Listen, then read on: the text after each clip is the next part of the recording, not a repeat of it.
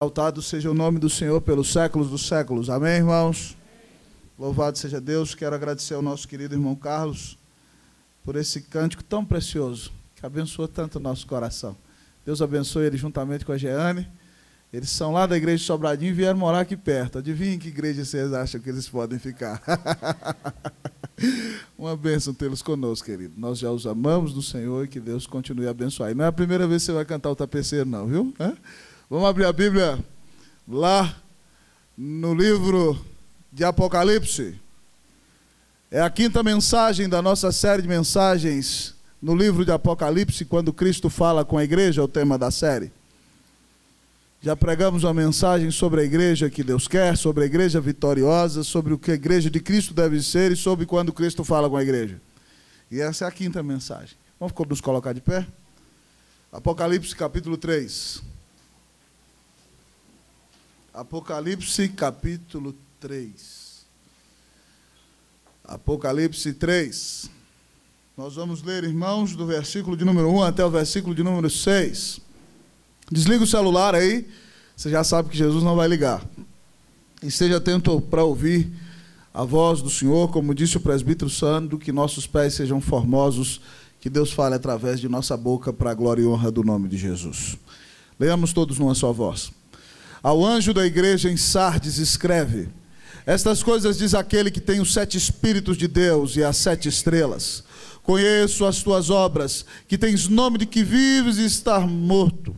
Sê vigilante e consolida o resto que estava para morrer, porque não tenho achado íntegras as tuas obras na presença do meu Deus. Lembra-te, pois, do que tens recebido e ouvido. Guarda-o e arrepende-te. Porquanto, se não vigiares, virei como ladrão, e não conhecerás de modo algum em que hora virei contra ti. Tens, contudo, em Sardes, umas poucas pessoas que não contaminaram as suas vestiduras, e andarão de branco junto comigo, pois são dignas. O vencedor será assim vestido de vestiduras brancas, e de modo nenhum apagarei o seu nome do livro da vida. Pelo contrário, confessarei o seu nome diante de meu Pai e diante dos seus anjos. Quem tem ouvidos, ouça o que o Espírito diz às igrejas. Senhor, escancara os nossos ouvidos nessa noite, Deus. Mas não abre somente, Deus, os ouvidos físicos, os ouvidos exteriores, mas abra, Deus, o ouvido da mente e, sobretudo, Deus, o ouvido do coração. Ó Senhor, no nome de Jesus, venha abençoar essa tua igreja. Ó Deus, hoje, tal como aquele publicano que Jesus falou acerca dele no templo, nós batemos no peito e dizemos: Senhor, sê propício a nós, pecadores. Muitas vezes, como tua igreja, Senhor, acabamos amando mais o mundo, os prazeres, esportes, coisas pessoais, projetos humanos do que a tua casa, do que o teu nome, do que o culto a ti. Eu te peço de antemão, perdoa-nos, Deus, em nome de Jesus. Nós somos pecadores mesmos e se não for a graça do Senhor, não haverá esperança para nós. Então, Senhor, é com ousadia e pela fé, por causa de quem Cristo é e do que Ele fez, que nós ousamos estar aqui para te adorar, para te bendizer. Tu que és o tapeceiro de nossas vidas, que vai tecendo, ó Deus, com seu tear. Ó Deus, em momentos difíceis que nós não entendemos, alguns até angustiantes, mas no final da obra, Senhor, nós vemos como a tua boa mão esteve ao nosso lado e que a beleza de Cristo, o grande artista, se reflete em nós.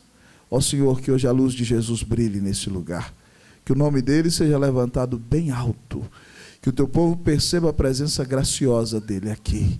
Ó Senhor, e que o Senhor fale rica e profundamente aos nossos corações. Reaviva a nossa igreja, Deus. Eu te peço em nome de Jesus. Amém. Podeis assentar. Irmãos amados, eu vou pedir que todas as crianças estejam com os pais, tá certo? Hoje é dia de ceia. Se alguma criança também começar a chorar, os pais podem se sentir à vontade para levar lá tomar uma aguinha, não tem problema nenhum, tá certo? Queridos irmãos, Jesus escreve essa carta à igreja de Sardes. E Sardes, querido irmão, era uma cidade que estava no alto de uma grande montanha. Imagina uma cidade numa montanha muito alta e muito grande. E essa cidade, amados irmãos, além de estar numa grande montanha, tendo assim a bênção de ser defendida por fortalezas naturais, ela ainda tinha uma muralha inexpugnável, amados irmãos. Uma muralha intransponível. Sardes era a capital do reino da Lídia, e se jactava de ser uma grande e invencível cidade. E nunca na história da humanidade ninguém venceu a Sardes ou derrubou as suas muralhas ou entrou nela de maneira violenta ou lançando fogo sobre a cidade. Era uma grande cidade, uma cidade imponente, uma cidade opulenta, uma cidade rica, de gente próspera e que se dedicava demasiado aos prazeres deste mundo.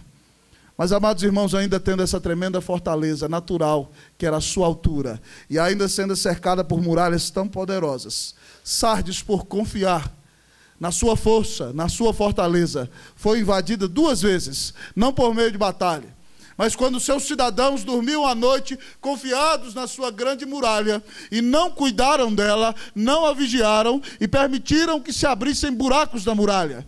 Então, queridos irmãos, no ano de 529 a.C., Ciro, rei da Pérsia, à noite, por um buraco, invade a cidade e a conquista. Também no ano de 218, outro grande personagem da história, Antíoco Epifânio, um dos homens que substituiu Alexandre, também entra à noite na cidade e a conquista. Por batalha, Sardes nunca foi conquistada, mas foi conquistada por vacilar, por confiar demais no seu poder, por achar-se muito boa, muito capaz, muito forte, muito inteligente, por não vigiar e não cuidar de si mesma. 2 vezes essa cidade foi invadida. E a mensagem de Jesus para a igreja dele em Sardes aqui é a seguinte: que a igreja não deveria confiar na sua fama, não deveria confiar nos seus recursos, não deveria confiar no seu poder aquisitivo, nem no nome que ela tinha diante dos homens. Mas a igreja de Sardes, se não quisesse ser como a cidade na qual ela estava plantada, deveria entender que precisa de uma visitação de Deus, que precisa que Deus abra os céus e desça, que precisa de um renovo do alto do Senhor. E por isso Jesus vem dizer a essa igreja que ela é uma igreja que precisa de avivamento. E a mensagem que o Senhor disse a Sardes é a mensagem que o Senhor diz à igreja presbiteriana do Guará 2 nessa noite. Nós não podemos, irmãos, confiar na capacidade intelectual ou na formação dos membros da nossa igreja. Nós não podemos confiar nos graus ou nas posições, nos títulos da educação que temos recebido nesse lugar. Tampouco podemos confiar nos cargos que os membros desta igreja ocupam, sejam de 1º, 2º escalão no governo federal ou no governo da própria cidade, porque nós, de fato, devemos vigiar espiritualmente, dobrarmos os nossos joelhos e entender que nós, tal como a igreja de Sardes, somos uma igreja que precisa de reavivamento. Que nessa noite, ao ouvir essa mensagem, o Espírito do Senhor aqueça o seu coração. Que nessa noite, ao ouvir essa mensagem, o Senhor produza arrependimento em você. Que nessa noite, ao ouvir essa palavra, o Senhor te mostre aquilo no qual você não está tão bem, para que o fogo do primeiro amor seja aceso novamente em seu coração e você volte para Jesus e experimente um novo momento no seu relacionamento com Deus, um momento de reavivamento espiritual. Jesus nos chama a ser uma igreja que entende que precisa de reavivamento. Por isso ele nos apresenta hoje a igreja que precisa de reavivamento. E a igreja que precisa de reavivamento, amados irmãos, olhando para o texto da palavra nessa noite, é uma igreja que conhece o seu Senhor. A igreja que precisa de reavivamento é uma igreja que precisa conhecer o seu Senhor. É uma igreja que precisa conhecer o seu Senhor. Repita comigo. A igreja que precisa de reavivamento é uma igreja que precisa conhecer o seu Senhor. Vamos lá? A igreja que precisa de reavivamento é uma igreja... Nós vamos ler até a palavra estrelas. Leamos o texto. Todos comigo, vamos lá? Ao anjo da igreja em Sardes, escreve: estas coisas diz aquele que tem os 7 Espíritos de Deus e as 7 estrelas. Jesus vai dizer para essa igreja aqui, irmãos, que ela se achava muito boa e ela não era tudo isso. Que ela se achava muito grande, espetacular, mas ela estava à beira da morte. E ele diz que se ela quer de fato experimentar um reavivamento espiritual, uma intervenção graciosa de Deus sobre ela, que é a decisão do Senhor, ela precisa conhecer o seu Senhor. Jesus se apresenta à igreja como aquele que diz que tem os 7 Espíritos de Deus. O que acontece? Deus tem 7 Espíritos, não é mais trindade, é nonidade, sei lá se pode dizer assim, né? Porque é Deus Pai, Deus Filho, mais 7 Espíritos, não, irmãos. 7 no Apocalipse é o número de Deus. E 7 aqui simboliza inteireza, plenitude, perfeição. Quando o texto diz que Jesus tem os 7 Espíritos de Deus, está dizendo que Jesus tem o Espírito que enche a tudo e a todos com a sua graça e o seu poder. Que tem o Espírito que pode encher a tua vida, que pode transformar o teu coração, o Espírito que é puro, que é santo, que é perfeito, que reaviva a igreja, que salva o povo do Senhor, que chama pecadores a si, que santifica o povo de Deus. Jesus tem o Espírito pleno e perfeito, que é o Espírito de Deus. Se você quer reavivamento, você precisa conhecer a Jesus, e você precisa entender que Jesus te deu o dom do Espírito Santo. Todo cristão foi verdadeiramente batizado pelo Espírito no momento da sua conversão. Regenerado pelo Espírito, e aí então abriu os olhos e recebeu do próprio Espírito o dom da fé. E quando creu foi batizado, selado com o Espírito. E a partir desse momento na sua vida cristã, ou ele vai sendo cheio do Espírito, se ama e busca o Senhor, ou vai se esvaziando do Espírito, se vive uma vida de pecado. Mas é o Espírito que santifica a nossa vida. É o Espírito que fala o nosso coração quando ouvimos a palavra. E não existe igreja sem o Espírito Santo. Não existe conversão sem o Espírito Santo. Não existe santificação sem o Espírito Santo. Não existe poder para pregar sem o Espírito Santo. E a igreja que precisa de reavivamento tem que entender que ela depende do Espírito de Deus, que ela precisa buscar o poder do Espírito de Deus, que ela tem que trabalhar não confiada na força do seu braço, mas na força do Espírito de Deus. Jesus diz que tem os 7 Espíritos e que tem os 7 anjos, as 7 estrelas. E as 7 estrelas, ele já disse em Apocalipse capítulo 1, são 7 anjos. E nós dissemos que os 7 anjos, irmãos, não são 7 anjões que estão na porta de cada igreja. Um anjão de 2,5 metros diz, entra aí, irmão, porque aqui o capeta não entra não. Não é nada disso não, irmão. Os anjos são os angelos, os mensageiros, os pregadores da igreja. Jesus está dizendo para essa igreja, irmão, que ela precisa conhecer Jesus. E que se ela quer reavivamento, vai ser única e exclusivamente pela intervenção sobrenatural do Espírito e por meio da pregação da palavra. O anjo é a estrela porque ele faz brilhar a luz de Jesus e a luz das santas escrituras. A igreja só tem reavivamento por meio da intervenção sobrenatural do Espírito Santo e da pregação de pregadores fiéis à palavra. A igreja que precisa de reavivamento é uma igreja que precisa conhecer o seu Senhor, que é um Senhor que, quando a igreja está fria, abre os céus, quebranta os corações, faz as vidas sensíveis à palavra e as transforma e as muda para um novo tempo, para a glória e honra do nome de Jesus. Irmãos, o texto que é talvez um dos textos que eu mais amo pregar, e preguei quando vim conhecer essa igreja no mês de agosto de 2007, pasme, nós já estamos em 2012. Eu preguei essa mensagem no culto à noite aqui.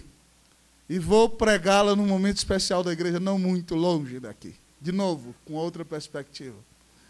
Irmãos, aquele texto, a Bíblia nos conta que o povo de Israel é levado cativo ao exílio. E eles dizem, Deus se esqueceu de nós. Deus nos abandonou. Nós já não temos mais esperança. Somos como ossos secos esturricados num grande vale. E Ezequiel, irmãos, então, numa visão é posto por Deus no meio de um vale de ossos secos, sequíssimos, e Deus pergunta para ele, filho do homem, por acaso reviverão estes ossos? E ele diz, Senhor, Deus, tu sabes. E Deus fala para ele, prega para os ossos. Ossos mortos, ouvi a palavra do Senhor, ossos secos. Eis que vos juntarei, farei crescer tendões sobre vós, porei carne sobre vós, colocarei o meu espírito em vós, e vocês serão um exército numeroso. E a Bíblia conta que quando Ezequiel prega, amados irmãos, os ossos começam a tremer, e de repente voam no vale de um lado para o outro, e juntam-se osso a osso, e de repente esqueletos são formados, tendões crescem sobre os ossos, e a carne os cobre. A pregação tem o poder de juntar ossos e fazer deles corpos. Mas depois Deus manda Ezequiel clamar ao Espírito. Clama ao Espírito: vem dos quatro ventos, ó Espírito, e sopra sobre estes mortos para que vivam. E ele diz que, tendo ele profetizado, o Espírito soprou, e aqueles antigos ossos se levantam e se tornam uma grande multidão, gigantesca, um exército numeroso e poderoso e extremo. Para nos mostrar, irmãos, que quando Deus tem misericórdia da igreja, Ele a atrai a si, e que o único que pode, por meio do Espírito Santo, trazer real conversão ao teu coração, renovar a tua fé, transformar a tua vida pela pregação da palavra, é o Senhor. Você precisa conhecer o Senhor que pode dar o avivamento. Busque ao Senhor. Nós precisamos dizer: Deus, dá-nos reavivamento, um reavivamento que faça com que a pregação converta os corações, um reavivamento que leve o Senhor a trazer pecadores para encher a igreja, e haja várias pregações para que a tua palavra transforme os corações, para que vidas sejam santificadas, para que pessoas abandonem o pecado, para que o nome de Jesus seja exaltado, para que a igreja te conheça mais, para que o Brasil seja transformado para a glória e honra do nome de Jesus. Precisamos de um reavivamento espiritual. É isso que Jesus diz aqui. Temos que orar para que isso aconteça na nossa vida. Mas a igreja que precisa de reavivamento, além de ser a igreja que conhece o seu Senhor, a igreja que precisa de reavivamento também tem que ser a igreja que precisa reconhecer o seu estado. A igreja que precisa de reavivamento é a igreja que precisa reconhecer o seu estado. Versículo 2. Não, versículo 1 ainda, segunda metade. Vamos ler a partir do conheço até a palavra morto, vamos lá?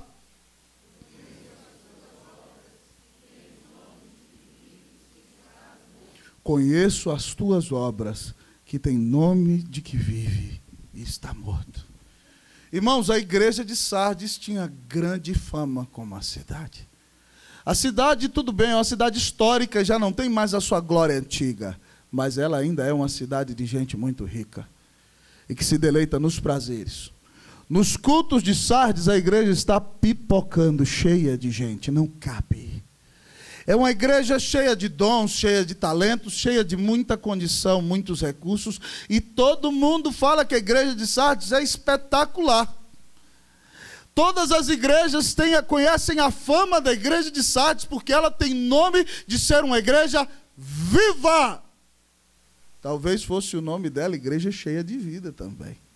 Aqui Jesus diz que ela tem nome de que vive. Mas tristemente, irmãos, Jesus diz que aquela igreja está morta. Tem nome de que vive, mas estás morto. Sabe o que Jesus está dizendo? Que não adianta uma multidão de convencidos, se de fato eles não são verdadeiramente convertidos. Que não adianta só uma grande multidão de pessoas para estar na igreja, por intenções equivocadas que não são a glória de Deus, ou então com outros objetivos, se essas pessoas de fato não estão vivas espiritualmente, não creram em Jesus como seu único Senhor e Salvador, não foram de fato transformados. O povo de Sardes era crente, era uma igreja alegre, parecia bem aos olhos de todo mundo, mas parece-nos, irmãos, que a maioria das pessoas daquela igreja teve um assentimento intelectual para com o Evangelho. Eles olharam a seriedade, a clareza do Evangelho, e eles disseram: não tem nada melhor do que isso, nós queremos isso para a nossa vida. Mas eles não tinham um coração ressuscitado, eles não eram regenerados pelo Espírito, eles de fato não eram crentes, eles tinham o nome de ser uma igreja viva, mas eram uma igreja morta. Irmão, a igreja que precisa de reavivamento precisa reconhecer o seu estado. Irmãos, a esperança de qualquer pecador está no fato de reconhecer os seus erros, as suas falhas e as suas debilidades. Cuidado, meu irmão, se você se acha muito bom, ou acha que está tudo muito bem com você. A palavra do Senhor diz em Provérbios 16, 18, que a soberba precede a ruína e a altivez de espírito a queda.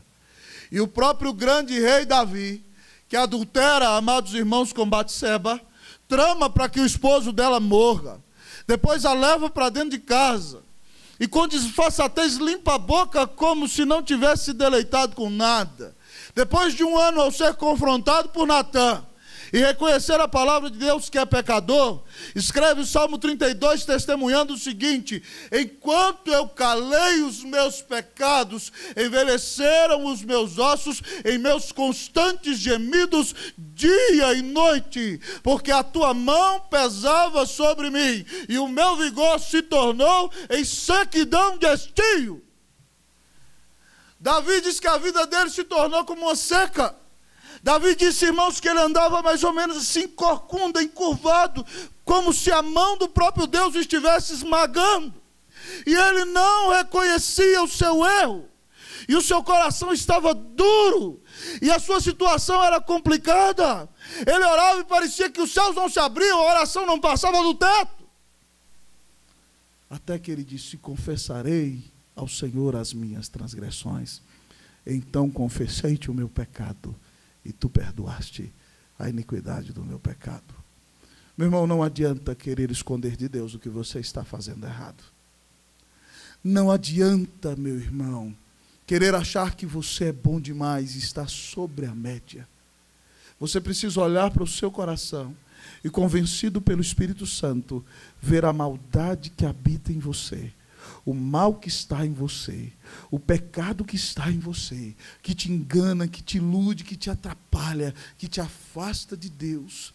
Porque se você reconhece o seu pecado, irmão, Deus promete sarar você.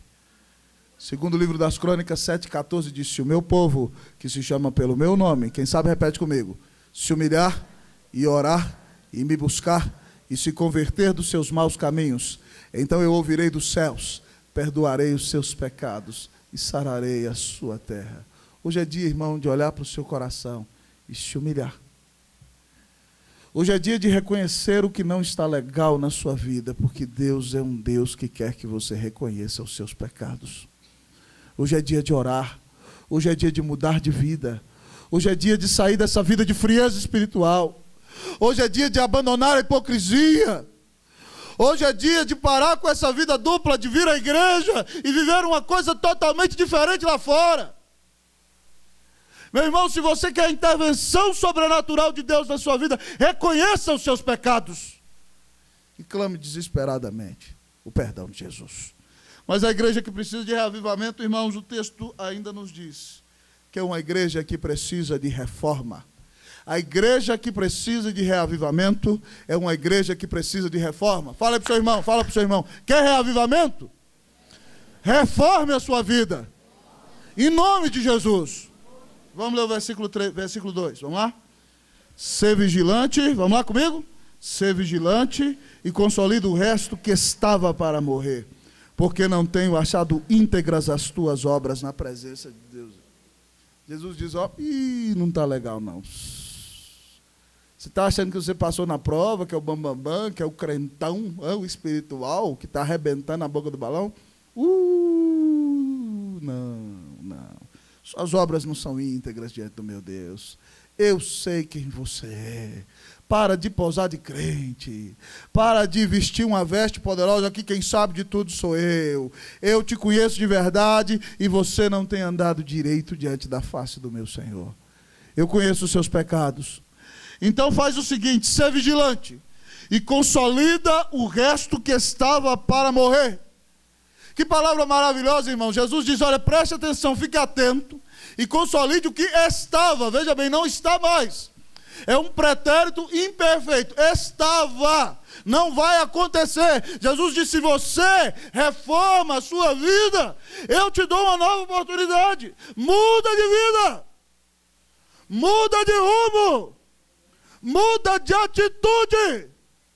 Reavivamento é algo que Deus dá, irmão. Reforma é algo que eu e você fazemos. Reavivamento depende de Deus. Reforma depende de nós. Reforma é fruto de olhar para a Bíblia e olhar para a vida e ver que não está nada legal e mudar de atitude. Reforma é saber que eu estou me prostituindo no meu namoro e isso é do diabo. E se eu não emendar a minha vida, o Senhor vai colocar a mão dele sobre mim. É isso que vai acontecer. Então é me arrepender e mudar de rumo. Irmãos, louvado seja Deus porque houve reforma. Louvado seja Deus porque um dia alguém como Martinho Lutero começa a ler a Bíblia e começa a expor a Bíblia lá em Wittenberg. Então, irmãos, lá pelos idos de 1512, 1513, ele lê que o justo viverá pela fé. E ele crê em Jesus como seu Salvador. E depois, então, no dia 31 de outubro de 1517, ele prega as 95 teses na porta da igreja de Wittenberg. E começa a ser execrado pelo Papa. Ele começa a falar só contra as indulgências. Mas ele é perseguido pela igreja e vai para a Bíblia e descobre tudo que está errado na igreja. E começa, então, a pregar o verdadeiro evangelho. Elevado diante do tribunal do imperador. Carlos V, o imperador romano, hispano-germânico, e junto também do representante do Papa. E dizem ali a Lutero, com todos os seus livros, retrate-se de tudo que você escreveu. E diante da Suprema Corte do mundo, aquele era o grande tribunal de Haia naqueles dias. Lutero diz, me dê um dia para pensar. E Lutero passa uma noite em oração, em batalha espiritual na presença do Senhor. E ele clama, e ele ora, Senhor, me livra do diabo. O inimigo está querendo me destruir. E no outro dia perguntam para ele, e aí, Lutero, você nega tudo que você escreveu? Ele diz, a menos que se me convença pelas Sagradas Escrituras ou por qualquer argumento de razão, eu não me retratarei do que escrevi, porque não é certo ir contra a palavra de Deus e contra a consciência. Que Deus me ajude. Amém. E eu não sei por que cargas d'água, amados irmãos, ele consegue sair dali, do meio daquele tribunal, sem ninguém colocar a mão nele e prendê-lo naquele momento. Isso se chama milagre. Milagre. Porque todo mundo ficou tão perplexo, nunca ninguém tinha desafiado o Papa e o imperador.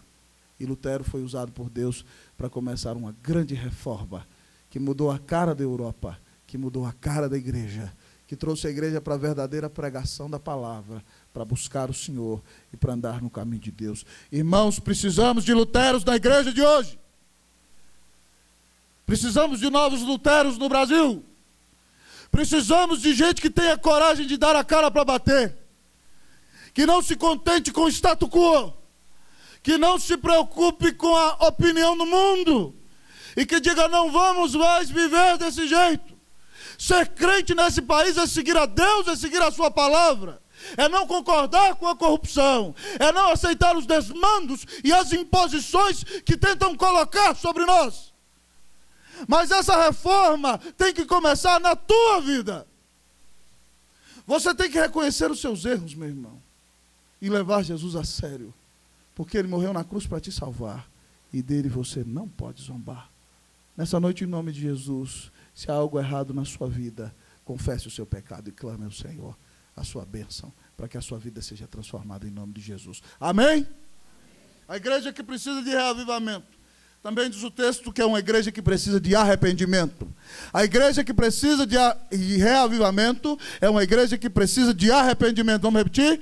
A igreja que precisa de reavivamento é uma igreja que precisa de reavivamento. Amém. Louvado seja Deus. Vamos lá? A igreja que precisa de reavivamento é uma igreja que precisa de arrependimento. Põe a mão no ombro do seu irmão. Fala para ele, eu gosto muito de você, mas você é um miserável pecador. Arrependa-se dos seus erros e mude de vida, em nome de Jesus. Amém.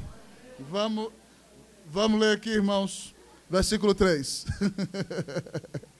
Versículo 3, vamos ler, ó, 3, todo mundo comigo, vamos lá? Lembra-te, pois, do que tens recebido e ouvido, guarda-o e arrepende-te, porque se não vigiares, virei como ladrão, e não conhecerás de modo algum em que hora virei contra ti. Irmão, Jesus, no cerne desse versículo, chama a igreja a se arrepender. E você sabe que se arrepender aqui, tem gente que diz, eu não estou chorando, eu não me arrependi. A palavra usada para arrependimento é muda de mentalidade. Muda teu jeito de pensar. A renovação vem pela transformação da mente. A transformação vem pela renovação da mente. Reconhece que está errado. Reconhece que o rumo da tua vida não está legal. E pede graça a Deus para mudar de atitude. E aí, amados irmãos, como é que isso acontece? Como é que o arrependimento vai ser produzido na nossa vida? Jesus disse, lembra-te, pois, do que tens recebido e ouvido. O que a igreja de Sardes tem recebido e ouvido? A palavra de Deus, irmão. Não existe verdadeiro reavivamento sem a pregação da palavra de Deus. Tem gente que acha que reavivamento é um louvor mais animado. Não é. Tem gente que acha que reavivamento é disposição para atender os pobres. Pode ser fruto, mas não é. Verdadeiro reavivamento só começa quando a igreja se volta para a palavra. Quando a igreja se lembra do que ela tem ouvido, da palavra de Cristo, da mensagem de Deus para ela, e ela começa a guardar a palavra. Irmão, muitas vezes você toma a Bíblia como qualquer livro, mas a Bíblia é a revelação de Deus para você. Quando você ora e abre esse livro, quem está nele é Jesus. A palavra é a palavra de Jesus. Quem fala nela é Jesus. Quem se revela nela é você, Jesus. E quando eu estou pregando aqui, quem está se revelando a você na palavra é Jesus. Então, meu irmão, nós temos que ser um povo que volta para a palavra. Esse país não tem esperança, irmão, enquanto a igreja de Deus não se arrepender da sua frieza, da sua falta de estudo, da sua falta de zelo e de amor com a palavra. Sabe por quê, irmão? Porque só quem pode mudar o coração do pecador é a palavra de Jesus. Paulo diz em Romanos 10:17 que a fé vem pela pregação e a pregação pela palavra de Cristo. O Brasil não vai mudar pela nossa intelectualidade. O Brasil não vai mudar pela nossa vã filosofia. O Brasil não vai mudar por ideologias humanas. O Brasil só vai mudar quando o coração dos brasileiros mudar. E o coração dos brasileiros só vai mudar quando a palavra de Jesus mudar o coração dos brasileiros. Lembra-te da palavra. Meu irmão, como é que nós vamos falar do Evangelho para alguém se nós não estamos cheios do Evangelho? Como é que você vai compartilhar a palavra com alguém se você não se importa com Jesus? Se você não separa um tempo todos os dias da sua vida para ouvir aquilo que Jesus tem para falar com você nas Escrituras? Irmão, quando a igreja abandona as Escrituras, ela está pecando. Quando a igreja não lê mais a Bíblia, não valoriza a pregação, quando a igreja não se importa com a palavra de Deus, ela está pecando. Quando você vem para o culto e fica só pensando o seguinte, olha, já são 8h27 e o pastor está no 4º ponto, até que hora ele vai chegar? Você não está preocupado com a palavra. Você está preocupado com você. Então, no nome de Jesus, meu irmão, comece a entender que a palavra de Deus é a coisa mais preciosa que existe. Que você precisa ser transformado pela palavra. Oh, meu irmão, clame a Deus, Senhor, me dá a bênção de voltar a ler a tua palavra. É a história da palavra que muda o seu coração. É quando você olha para a palavra e diz que Jesus pode te dar fé, e ouve Jesus falando com você, vem meu filho, se arrependa, é que ele muda o seu coração. É quando você vê na palavra que um Zaqueu, estelionatário, bandido, quando Jesus entra na casa dele e prega para ele, a vida dele muda, e ele diz, vou dar metade dos meus bens para os pobres, e vou pagar 4 vezes mais para quem eu roubei. É só quando você conhece a palavra, que você tem a experiência da visitação de Deus na sua vida, a transformação de Deus no seu coração. Irmão, a igreja só pode crescer pelo poder da palavra.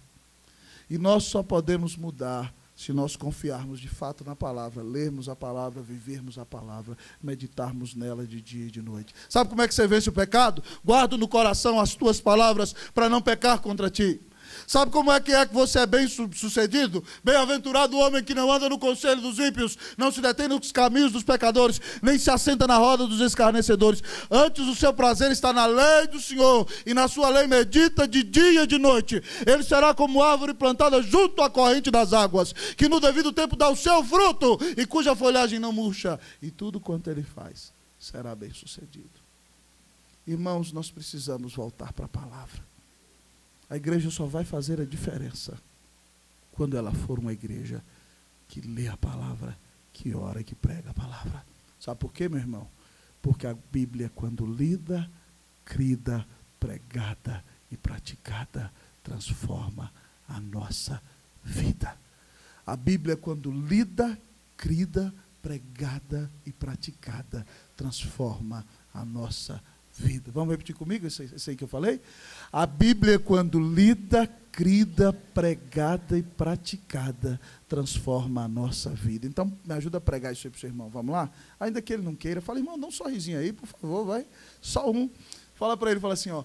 A Bíblia, quando lida, crida, pregada e praticada, transforma a tua vida. A Bíblia, quando lida, vamos lá, crida, pregada e praticada, transforma a nossa vida. É só assim, irmãos. É só assim que a sua casa vai mudar. É só assim que a igreja vai mudar. É só assim que esse país vai mudar. Quando você lembra da palavra, você volta a guardá-la e se arrepende dos seus erros. Você estará vigilante diante do Senhor. E ainda como que o Senhor venha como um ladrão de noite, como vieram os persas e os seleucidas com Antíoco Epifânio, você não vai cair se o Senhor vier como ladrão de noite. Porque você está vigiando e vivendo como quem guarda a palavra. Arrependa-se de seus pecados e volte para a palavra escrita, porque nela você conhece a palavra encarnada, que se chama Jesus. Que Deus te reavive, amém? Mas, irmãos, o texto diz para nós, nessa noite, que a igreja que precisa de reavivamento é uma igreja que precisa de santificação. A igreja que precisa de reavivamento é uma igreja que precisa de santificação. Vamos lá? A igreja que precisa de reavivamento é uma igreja que precisa de santificação. Versículo 4, leamos todos. Tens, contudo, em Sardes, umas poucas pessoas que não contaminaram as suas vestiduras e andarão de branco junto comigo, pois são dignas. Irmãos, Calvino dizia que o evangelho não é a doutrina da fala, o evangelho é a doutrina da vida. E ele tinha razão. Jesus elogia a igreja de Sardes porque lá ainda havia uns poucos que não tinham se contaminado com o pecado. Era uma igreja opulenta, rica, com grande parafernália, mas o povo vivia uma vida na igreja e outra no mundo. O povo vinha para o culto, mas o namoro era pecaminoso. O povo vinha para a igreja, mas os negócios eram corruptos. O povo vinha para a igreja, mas os maridos traíam as suas mulheres. Jesus condena a igreja por isso, mas diz, louvado seja Deus, porque ainda tem um grupinho pequenininho aí no meio dessa igreja, que não contaminou as suas vestes e que andam de branco junto comigo, que vão andar de branco junto comigo. Essas pessoas são dignas. Irmão, Jesus não quer que você viva uma vida imiscuída no pecado. A Bíblia diz em Hebreus 12:14, segui a paz com todos e a santificação, sem a qual ninguém verá o Senhor.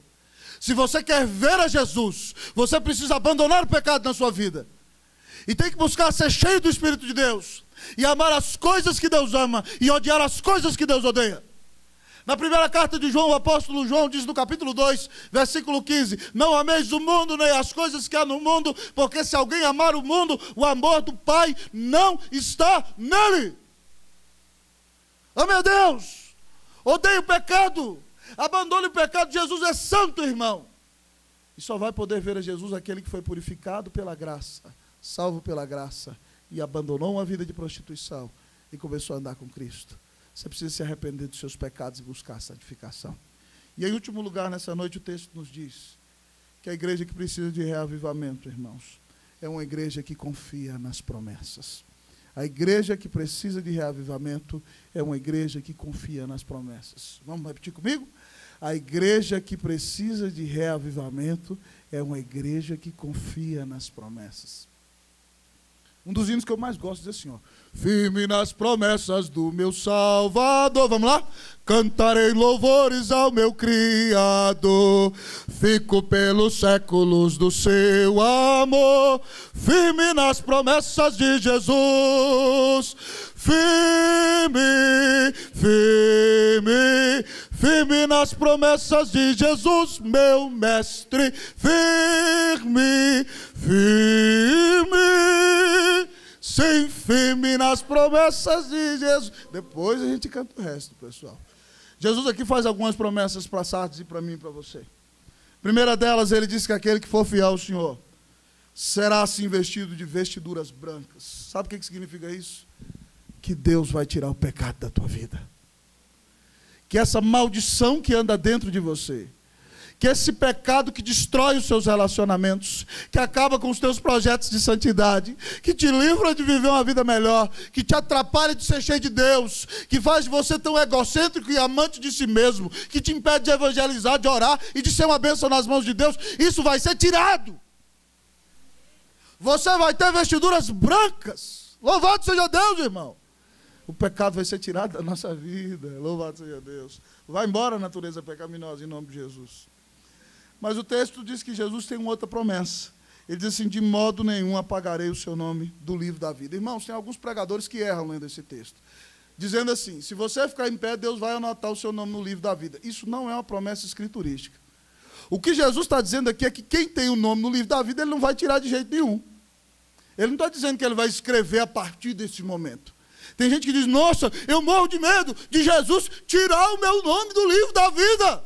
Ele está dizendo que se o seu nome está lá, ele não vai tirar, ele não tira, de jeito nenhum. O negócio é se ele está lá. Ele foi escrito, está certo? Desde antes da fundação do mundo lá. Mas ele diz aqui, olha o que ele está dizendo, não sou eu. De modo nenhum apagarei o seu nome do livro da vida. Se você é de Jesus, se você andou com ele, ele não vai tirar seu nome de lá. Então anda com ele, meu irmão, seja fiel. Você vai ter um encontro com Jesus. O seu nome está nos arcanos dos céus.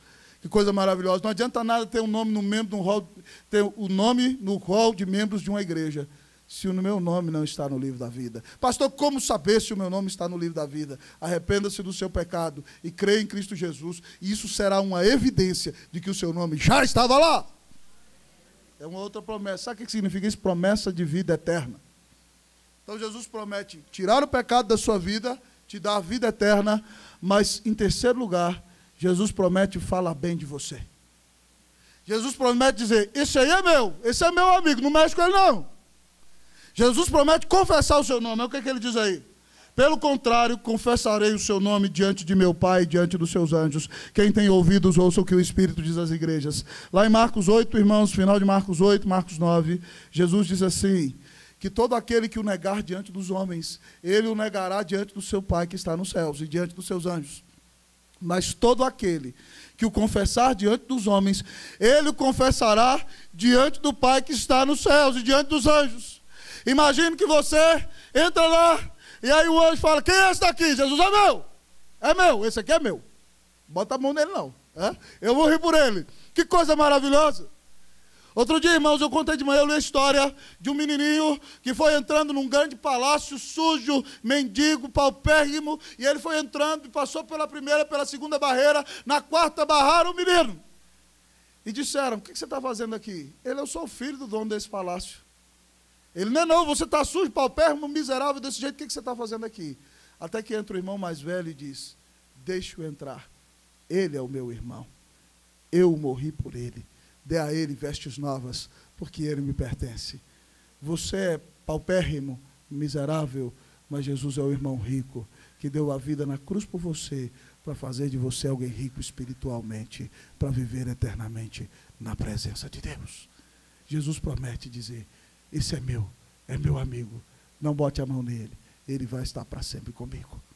Que coisa maravilhosa, irmãos. Você precisa de reavivamento na sua vida? Eu preciso que o Espírito Santo de Deus me encha cada dia mais da presença dele. Eu preciso, irmão, eu preciso da graça de Deus na minha vida. Eu preciso da unção do Espírito. Eu preciso que a palavra transforme a minha vida. Eu preciso, irmão, reconhecer o que está mal na minha vida. Preciso de reforma. Preciso, irmão, de arrependimento. Preciso de santificação. Eu preciso de que Deus abra os céus e desça. Tal como Isaías, eu desafio você a orar nessa noite. Oh, se fendesses os céus e descesses, se os montes tremessem à tua presença, como quando o fogo inflama os gravetos, como quando faz ferver as águas, para fazeres notório o teu nome aos teus adversários, de sorte que as nações tremessem à tua presença. Isaías ora: Deus, abre os céus e desce. Vamos orar para que Deus nos dê um verdadeiro reavivamento espiritual nessa noite, irmãos? Vamos gastar um tempinho com isso? Vamos falar com o Senhor. Se você precisa de uma intervenção sobrenatural de Deus na sua vida, se você precisa que essa palavra transforme o seu coração, é momento de orar por isso, de orar por uma transformação de Deus na sua vida. Se você quer isso para a sua vida, eu quero te convidar, se você pode, a prostrar os joelhos onde você está, em nome do Senhor Jesus. Se humilhe diante do Senhor. Nós vamos falar com o tapeceiro. Tal como nosso irmão cantou, Jesus, tece os fios corretos na minha vida.